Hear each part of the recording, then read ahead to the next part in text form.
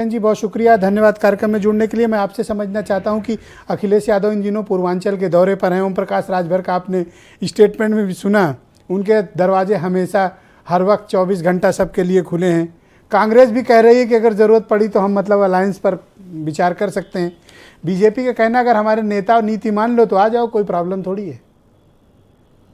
देखिए, राजभर की पार्टी छोटी है और उनको अपनी पार्टी चलानी है, तो पार्टी तो सत्ता के साथ ही चल पाएगी। विपक्ष की पार्टियां जो छोटी हैं उनका ज़्यादा लंबा सर्वाइवल नहीं है।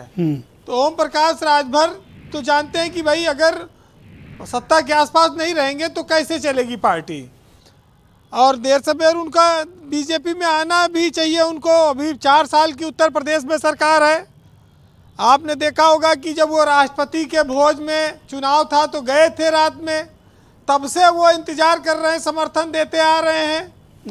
अब वो कह रहे हैं कि जिलों का नाम बदल दिया जाए, गाजीपुर का और बहराइच का, तो जो तुमको हो पसंद वही बात कहेंगे।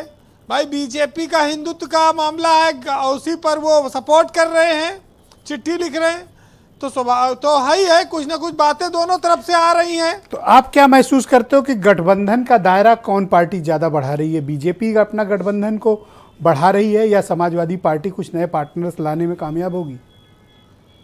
देखिए, चुनाव अभी तक उत्तर प्रदेश में 2 पार्टियों में सीधा है, भाजपा और सपा में। अखिलेश यादव और मोदी और योगी, ये चुनाव होगा लोकसभा का भी, ऐसा दिखता है अगर कोई गठबंधन नहीं आता तो। क्योंकि बसपा के पास पिछली बार गठबंधन से 10 सीटें थी, कांग्रेस के पास 1 है। अब ये सब कितना लड़ जाएंगे, बढ़ जाएंगे, ये आगे तय होगा। लेकिन आप ये देखिए कि राजभर के भी कुछ अरमान हैं कि भाई एक बार मंत्री बने, दोबारा बन जाए, क्या समस्या है? बेटा भी है, एमएलसी बन जाए। आज संजय निषाद का परिवार कितना फल फूल रहा है राजनीति में, और छोटी सी पार्टी थी लेकिन बीजेपी ने उनको हाथ लगाया, कहाँ पहुँच गए। आज खुद मंत्री हैं, बेटा सांसद है, एक एमएलसी है, एमएलए है, कितना सब चाहिए, सब चीज़ें सम्मान मिल रहा है। आप अनुप्रिया पटेल की पार्टी को देख लीजिए, उनकी केंद्र में मंत्री हैं, पति उनके यूपी में मंत्री हैं, तमाम विधायक उनके जीतते हैं। तो बीजेपी का तो अपर हैंड ही है, बीजेपी केंद्र में यूपी में दोनों जगह है, उसके पास वोट शेयर ज़्यादा है, उनके साथ लोग जाना चाह रहे हैं। अखिलेश यादव विपक्ष में है, इसलिए उनसे गठबंधन इन्होंने भाई उम्मीद की थी कि 2022 में अगर सरकार आ जाएगी तो हमारा परिवार भी तरक्की कर जाएगा और कुछ पद बड़े मिल जाएंगे। नहीं आई सरकार तो अब वो अपना अलग हो गए। तो ये जो 4 साल का समय है, ये कितने दिन मन ममोस के वो बैठे रहेंगे राजभर जी? अगर उत्तर प्रदेश की राजनीति में इस समय सबसे चर्चित आदमी कोई है तो पिलकवा गमछा पहनने वाले ओम प्रकाश राजभर हैं। उनकी सियासत खूब बदलती है। 2017 में मंत्री बने, फिर 22 में सपा में गए, अब फिर आने की उम्मीद है 2024। अच्छा, बीजेपी 80 में 80 का टारगेट फिक्स की हुई है, लेकिन अगर पिछले असेंबली इलेक्शंस को देखें तो क्या इस टारगेट को अचीव करने की स्थिति में होगी बीजेपी? ये तो बहुत बड़ा टारगेट सेट किया है इन्होंने। देखिए, लक्ष्य तो बड़ा है, लेकिन इतना जरूर है कि ना पहुंचे तो उसके आसपास तो पहुंचेंगे। अच्छा, राजभर के पास अपना वोट तो ही है, विधायक उन्होंने अपने जिता लिए, पिछली बार 4 जीते, अब की बार उन्होंने 7 कर लिया। अब उनका वोट बैंक तो बीजेपी को अगर जुड़ेगा तो भाई बीजेपी 2 लोकसभा चुनाव जीत चुकी, तीसरे में भी कोई कसर थोड़ी छोड़ेगी जीतने के लिए। तो उनके लिए तो ये बहुत इंपॉर्टेंट है कि अगर राजभर उनके साथ आ जाएं।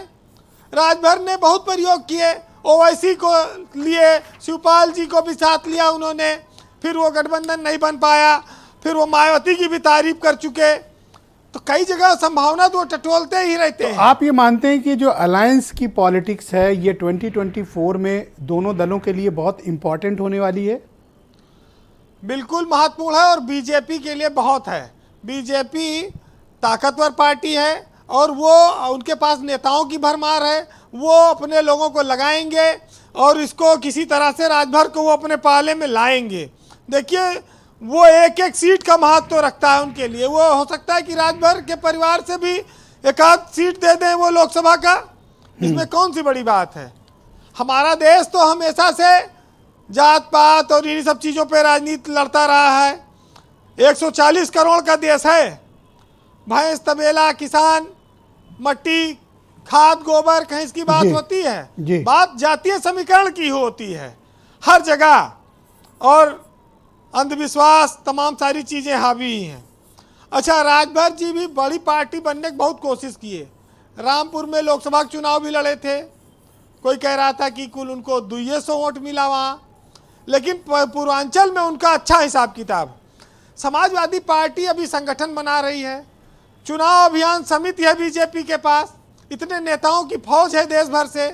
सपा को उस तरह की कोई रणनीति बनानी पड़ेगी कि वो कुछ अलायंस जोड़े, या जो हैं जो नाराज हैं उनको मनाए, उनसे बात करे। जी, बहुत सारी चीज़ों में अंतर है दोनों पार्टियों में, और वो कहीं ना कहीं दिखता है। तो हम एक राजभर को खाली इसलिए आरोपित नहीं कर सकते कि हर साल पार्टी बदलते हैं, अलायंस बदलते हैं। पार्टी तो उनकी यही अलायंस बदल हाँ, देते हैं। वही मतलब उनका जी। गठबंधन बदलता है। जी, बिल्कुल। उनको अपना परिवार भी चलाना है, उनको अपने पार्टी भी चलानी है, तो वो अपना बदलते रहे, उसमें कोई बुराई नहीं, नहीं ठीक है। बात है, कोई बुराई वाली बात नहीं। हम लोग बुराई क्यों करेंगे? सियासत पॉलिटिकल स्टैंड है, में कोई कैसा भी ले। बस ये बात बड़ी अजीब लगती है कि राजभर जी को प्रमोशन में आरक्षण अब याद आता है, तब जब उन्होंने विधानसभा का चुनाव लड़ा तब याद उनको नहीं आया। तो वक्त के हिसाब से लोग अपनी आलोचना सेट कर लेते हैं कि कहाँ किस बिंदु पर आलोचना करना जी है। वीरेन जी, जी। तो एक साहित्यकार ने लिखा है, सुनिएगा, कि मुद्दतों से, उन्हीं मुद्दों से घिरे हैं हम, आज़ादी के बाद देखो कितना गिरे हैं हम। और राजनीति तो अब एक धंधा हो गया है, आँख वाला भी यहाँ अंधा हो गया है। जो कल था वही आज है, वही कल भी रहेगा। दल, बल, छल और दलदल भी रहेगा। हाथ, कमल, झाड़ू, बस निशान अलग है। नेताओं की इस देश में कहाँ कोई पहचान अलग है। बहुत शुक्रिया आपका वीरेन जी, बहुत बहुत धन्यवाद हमारे साथ जुड़ने के लिए।